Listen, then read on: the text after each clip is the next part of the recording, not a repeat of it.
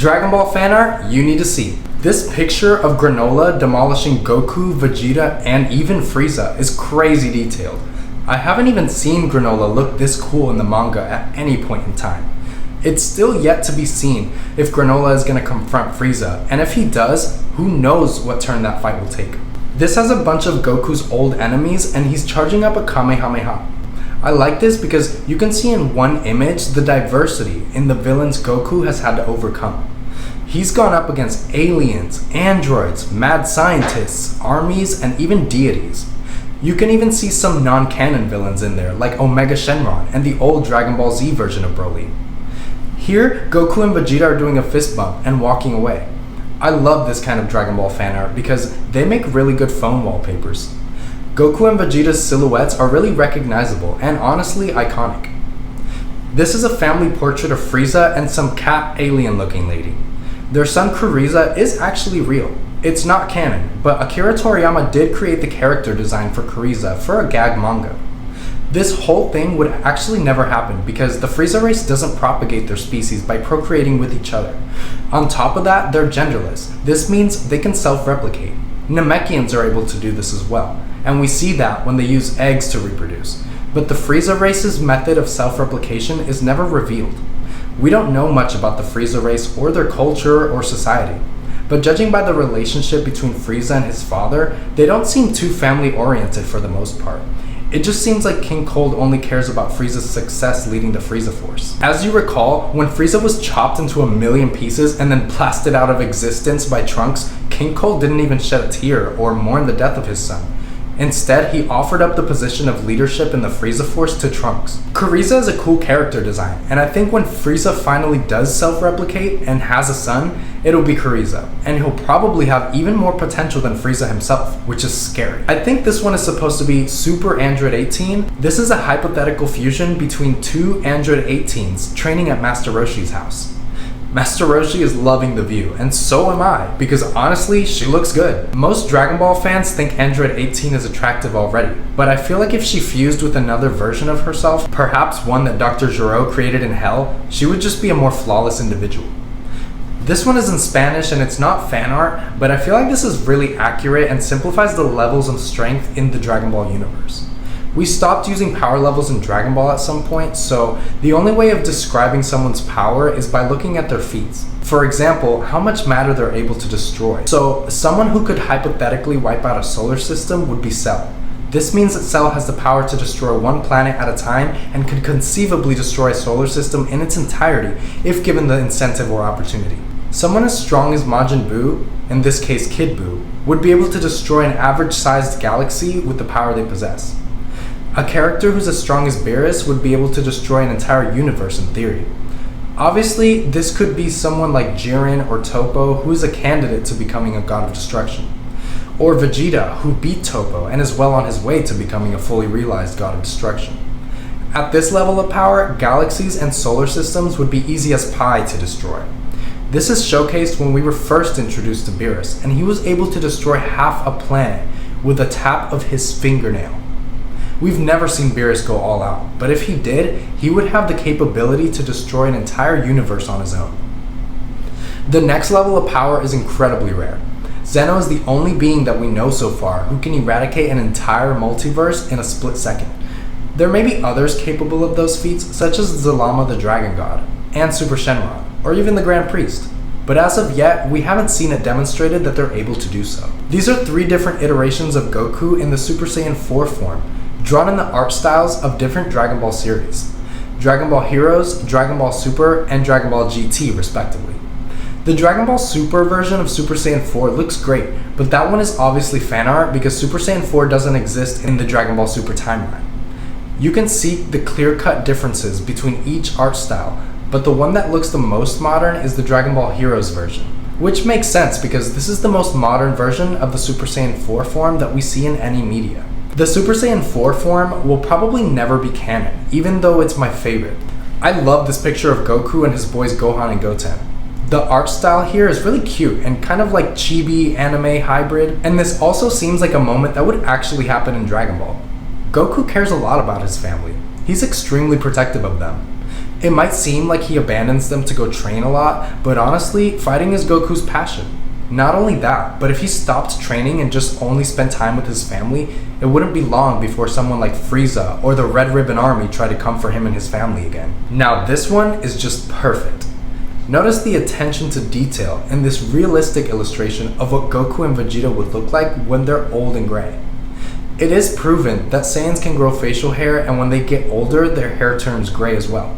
So this picture is actually pretty accurate as to what they would look like later in life. Even further, the tattoos on their arms depict Shenron and a great ape respectively. I don't necessarily agree with the artist's choice to give them tattoos because I don't believe it would actually happen, but it is cool to see something new and fresh. A lot of people who draw Dragon Ball fan art try to closely resemble Toriyama or Toriataro's style, and that's fine, but I love when people take a risk and switch it up. It's refreshing to see Dragon Ball characters drawn in various art styles, and you'll see that as a theme throughout this video series. I think this is the first time I've showcased a piece of unfinished fan art. This is supposed to become the father-son Kamehameha moment from the Dragon Ball Z Cell Saga.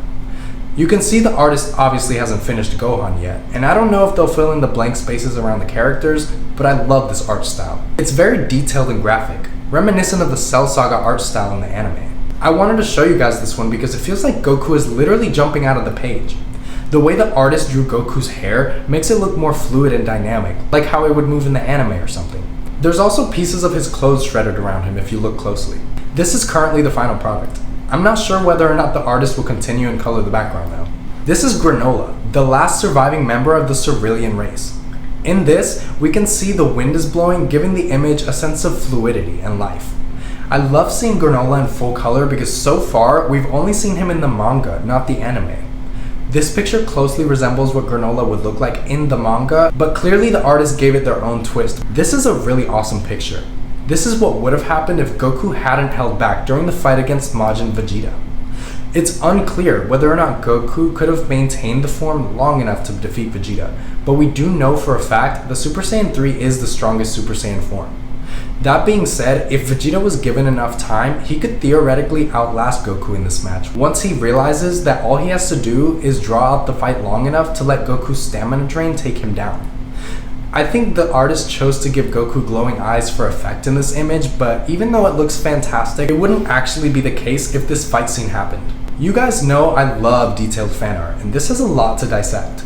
Notice the veins in Goku's arms from the rippling muscles. Notice that even though this is a still image, Goku's hair looks as if it's flowing in the wind. Also, note that Vegeta has significantly more battle damage than Goku, and you can see blood. Vegeta is very visibly gritting his teeth and struggling here against the might of a Super Saiyan 3, which, up until this hypothetical fight, he would have never had experience fighting someone at that level of power. The lightning seems like a small touch, but it adds a lot to this image, and you can also see the lightning curving and wrapping around Goku's body, just like how it would happen in the show, where we see lightning in Goku's aura and it's all around him. So we know what Goku looks like in Super Saiyan 3, but we've never seen Vegeta use the Super Saiyan 3 transformation. This fan art shows what he could have looked like. We do know that Vegeta is capable of tapping into the form at this point, however he does choose not to because he knows about the stamina drain that comes with the form. Vegeta is a smart fighter, and he knows that if there's an inefficient Super Saiyan form, he's not going to be able to win a fight using it. I love that in this image, the artist shows the Majin symbol on his forehead. This is because the Majin Buu arc in Dragon Ball Z is the only era in which Vegeta would have ever used the Super Saiyan 3 transformation. Later, it would be acknowledged that the form has many flaws, even though it is the strongest Super Saiyan form to this day. This drawing is absolutely incredible. Like, I'm blown away right now because it's so realistic. This is a real Dragon Ball, and notice how it has this glow underneath.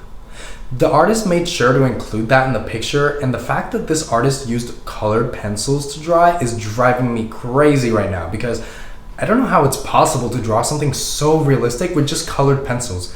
That's talent. Now, I had to show you guys this video of someone drawing Super Saiyan 4 Vegito because it's stunning. Super Saiyan 4 is my favorite Super Saiyan transformation, so I love when people draw it.